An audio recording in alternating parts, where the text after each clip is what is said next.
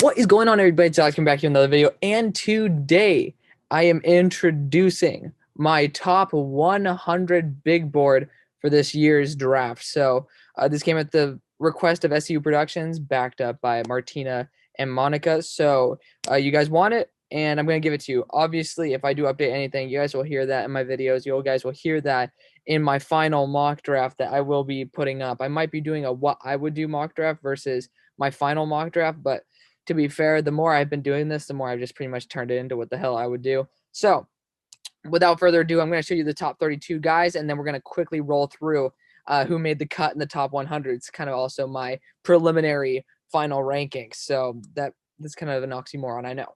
So let's start it off. Number one, we got Trevor Lawrence. You know, I mean, people are like, oh, he didn't say he had a chip on his shoulder. I mean, how could he? He's never had anything to prove, and all he's done is just prove people right. Like he doesn't need to say like, oh, people had doubt me, blah, blah, blah. We all know how great he could be.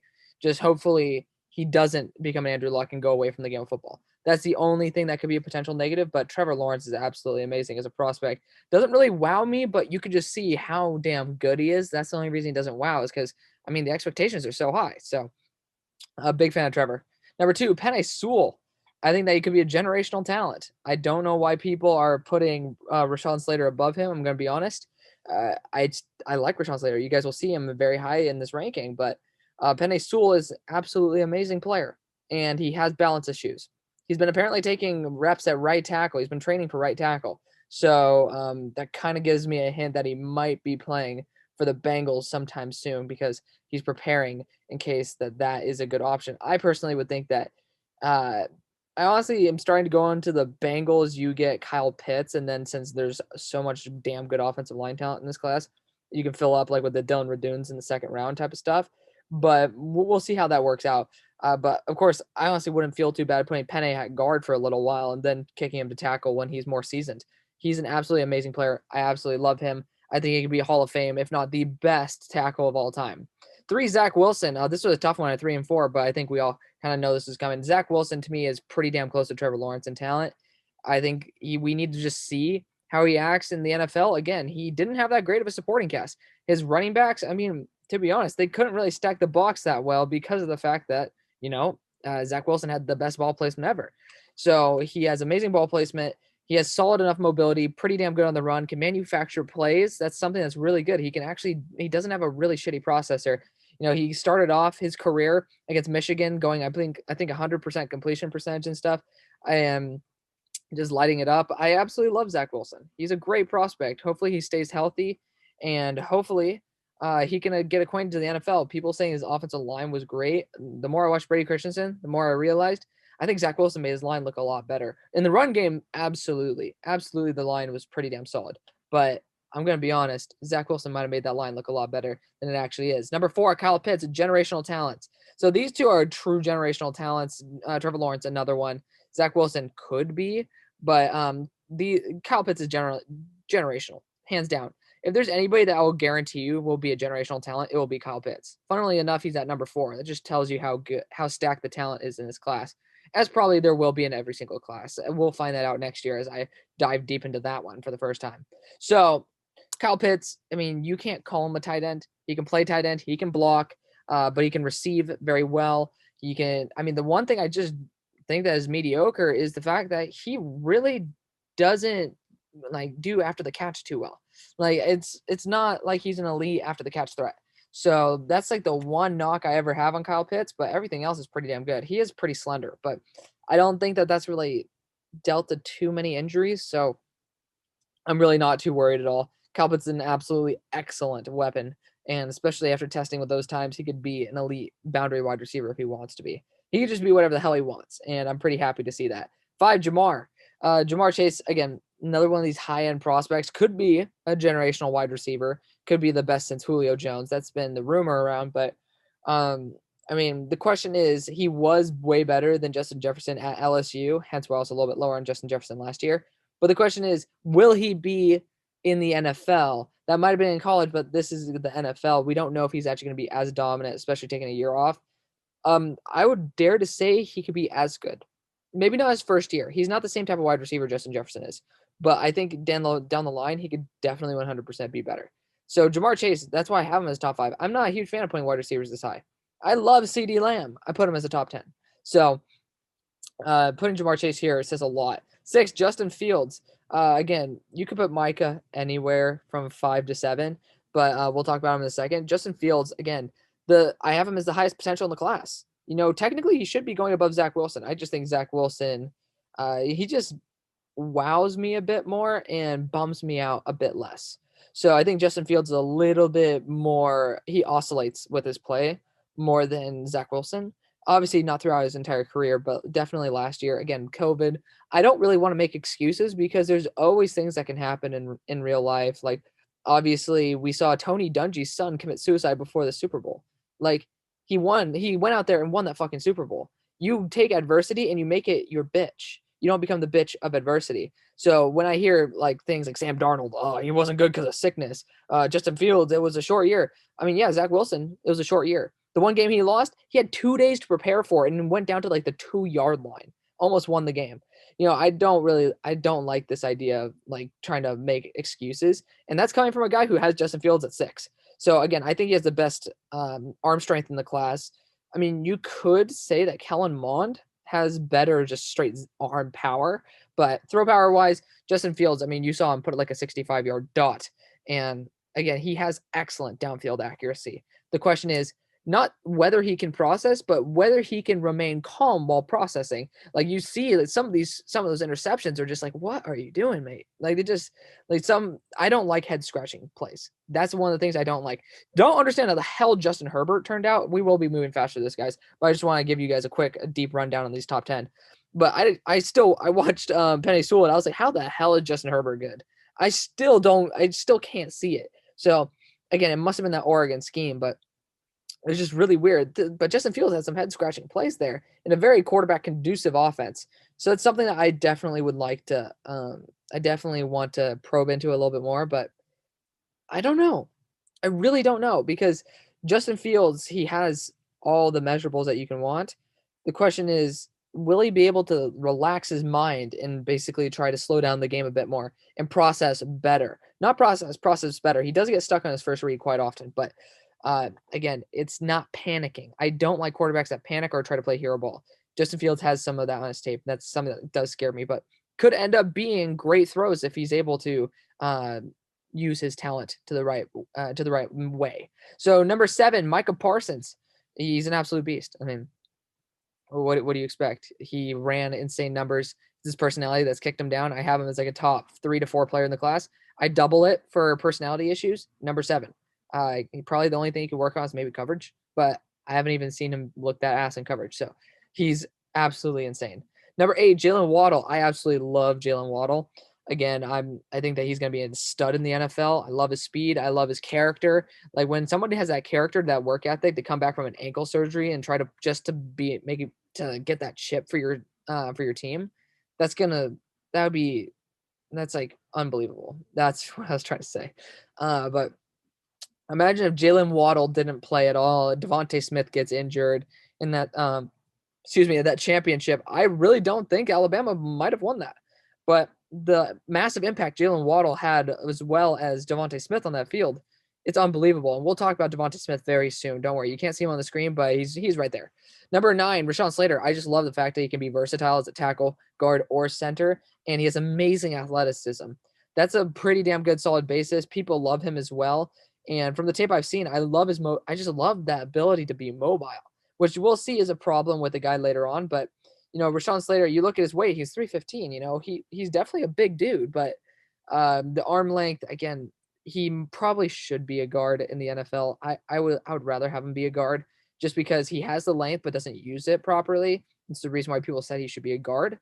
But honestly, if he's on the Giants, oh my God, that's my dream pick. Honestly, I might do a dream pick for all these guys when the draft comes or like when we do our next mock. So just keep your eyes out for that. Next, Darsaw. I love his potential. He has sky-high potential.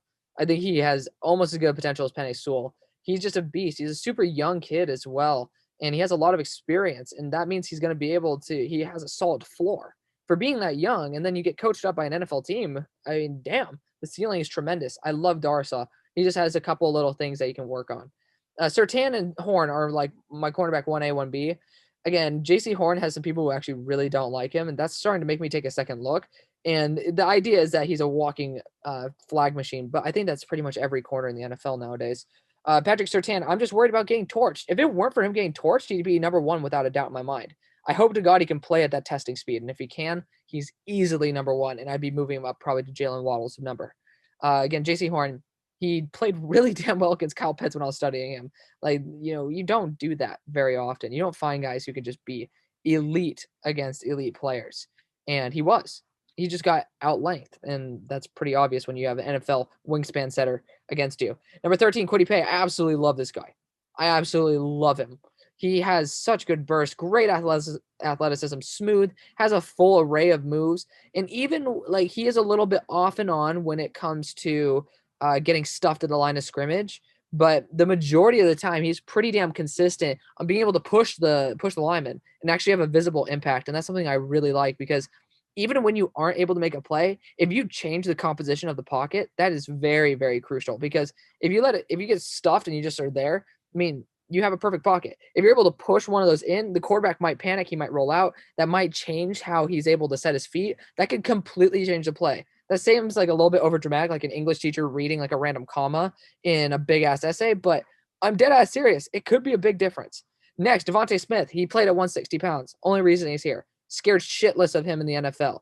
If he's playing at 160 and is elite at 160, we haven't even seen him actually play at 170.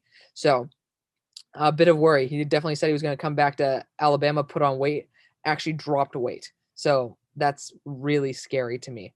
Next, Zaven Collins, 15. That's kind of like my guy. Again, if personality issues go away, which again, I think that being in an NFL locker room that could easily go away, he has excellent coverage, solid enough athleticism, and as long as he puts in the effort, he can be easily one of the top 10 players in this class. I love his size, 6'4", 250. 16, Caleb Farley. I just don't think I can drop him too much due to that injury. Due to the injury, it was a minute back surgery. We've had the ACL and the back surgery before. This is a minute back surgery, and I don't think it can kill him. I will definitely for his actual draft stock, but to me, the potential's there.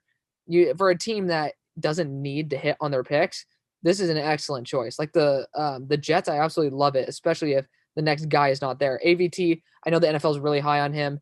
As a guard, I loved him. You guys could go back to the first drafts this year. I absolutely loved him when they put him as a 6th rounder. I had him as like a third or a second, and that was before I even got to see him play. And he was pretty solid as a tackle. I don't think he's going to be a tackle at all. He has stub arms, but as a guard, he'd be an excellent guard. My boy Kayvon Thibodeau, though, he definitely showed him up, and yeah.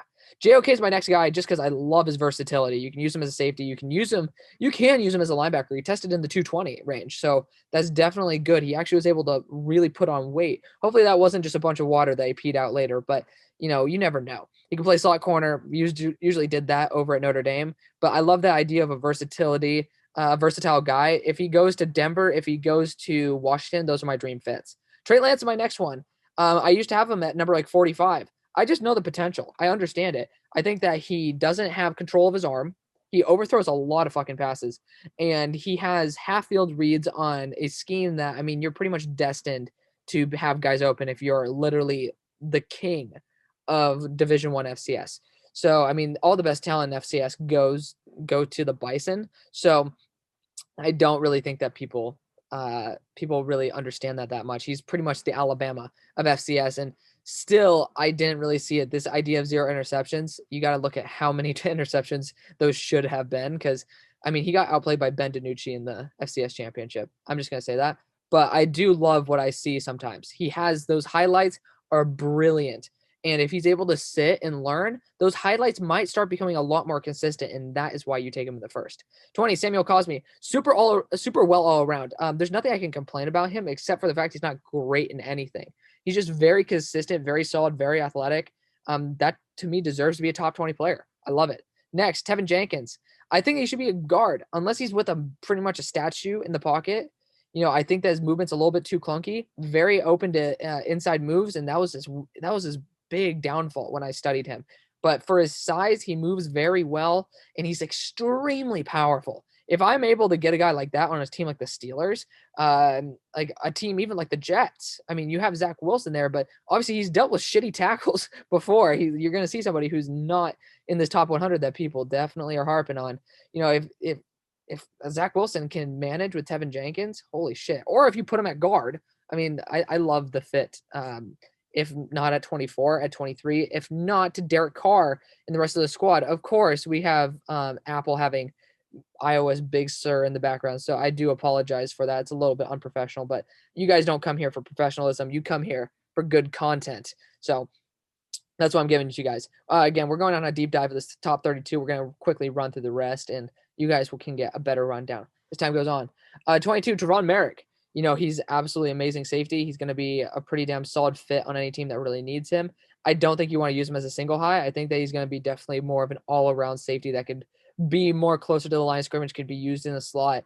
I don't think that you want to just limit him to just one role. So a team like the Falcons, I love that. You can use him in a multitude of roles. That is a very, very big plus to me. Azeez Ojulari, big fan of him as well. He's more of that speed type of guy off the edge.